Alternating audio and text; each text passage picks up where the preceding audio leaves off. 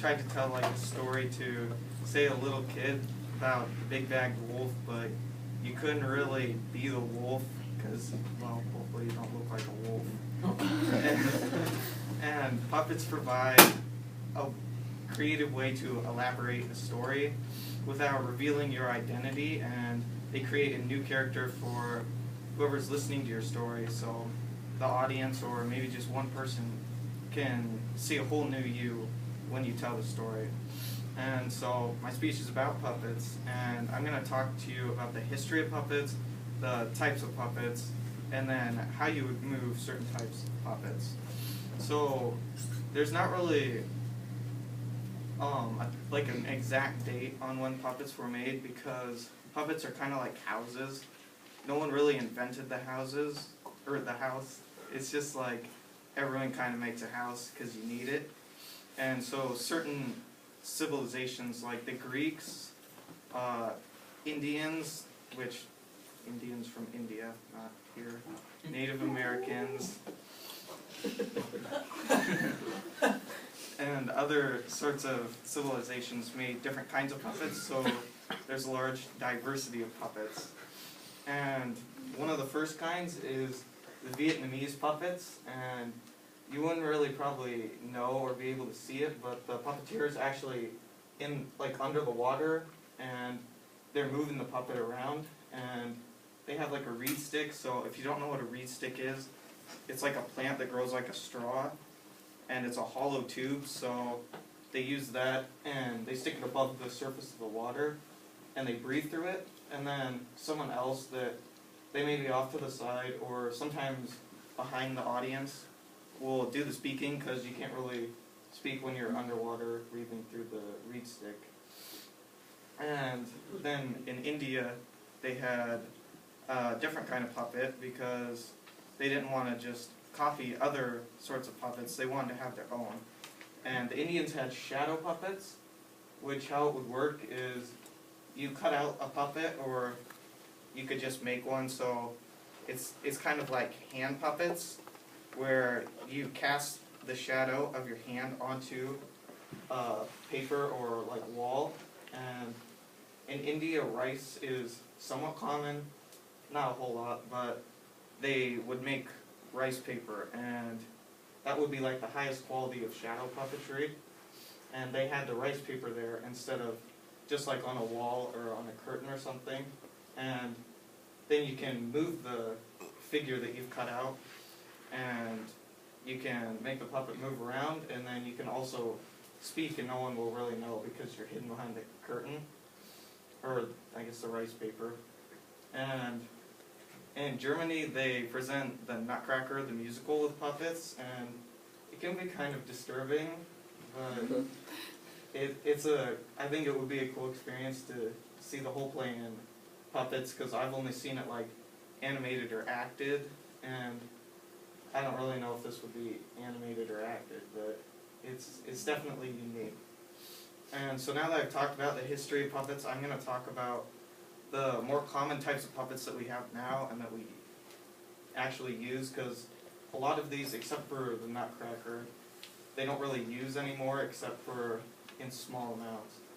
So the first type of puppet is a string puppet, and basically you would just hold this part, the sticks, and you would rotate it around to rotate the body, or tilt the sticks so that the body parts that the strings are attached to would move. And not a whole lot of people use this kind of puppetry anymore, but they can use it like so you can't really see where the person is, because you could do things like in the ceilings or just up above someone where they can't really see you, so at the top of the stage, and you could hang the puppet down in theory for a long ways down so no one would see you. And that's kind of the only reason they would use these now, because it doesn't really look very lifelike. But one of the puppets that looks a lot more lifelike are body puppets.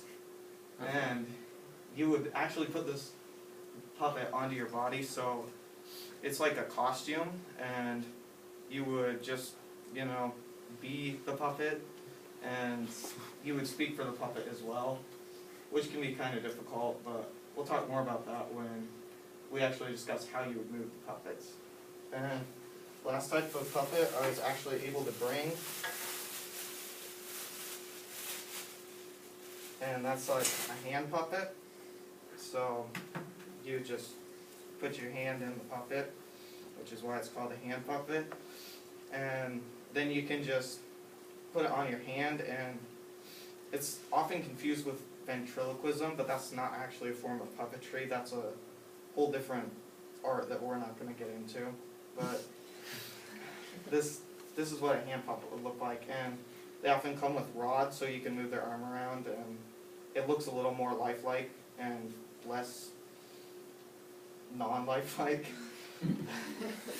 And so now that I've talked about the kinds of puppets, I'm going to talk about how you would move them to more detail. So for this type of puppet, you would think that you could just move the sticks around, but more skilled puppeteers will hold the stick and then they can put their hand out and catch a string on each of the fingers, and they can move the strings to more detail and move independently, and it moves the body parts more. And that's pretty much it for moving that kind of a puppet. It's more basic, so it's easier to move. And for the body puppet, this one's pretty self-explanatory because it's just on your body. But it's a new form of puppetry because there's like a button in the hand. You can't really see it on this picture, but it's on the inside, and you would press the button to move the mouth because you don't really want to have to bite the puppet and then move the mouth up and down yourself. And it moves it like, moves the jaw up and down in about a second, so you can talk pretty fast with this puppet, assuming you can press a button fast. And the last kind is the hand puppet, and you would just stick your hand in there and you would move the puppet up and down, and I haven't really mastered this technique yet, but you want to try to move the jaw down because, as you notice as I speak, I'm not moving my entire face up like the puppet is doing here. It's moving its jaw. I move my jaw down. So as a puppeteer myself, I try to work on moving the jaw down and not moving the entire face up. And then you can move the rod around so it moves the hand, and it gets into a lot more complications than you would think because you have to try to sync the hand with the mouth so it looks like normal hand gestures instead of just kind of a guy waving his arm around. And then finally, like walking, since your puppet doesn't have legs, it's very difficult to make it look like it's walking, and the best technique is to just kind of go like that, because as you walk you kind of sway back and forth, and that way it looks a little more like it's walking. And so now that I've talked about the history of puppets, the type of puppets, and how you would move the puppets, I would hope that you have a little better understanding of how puppets work and how you can use them. So the next time you're telling a story to someone, I would hope that maybe you could try to incorporate a little bit of creativity and use a puppet to tell your story and try something new. All right, cool.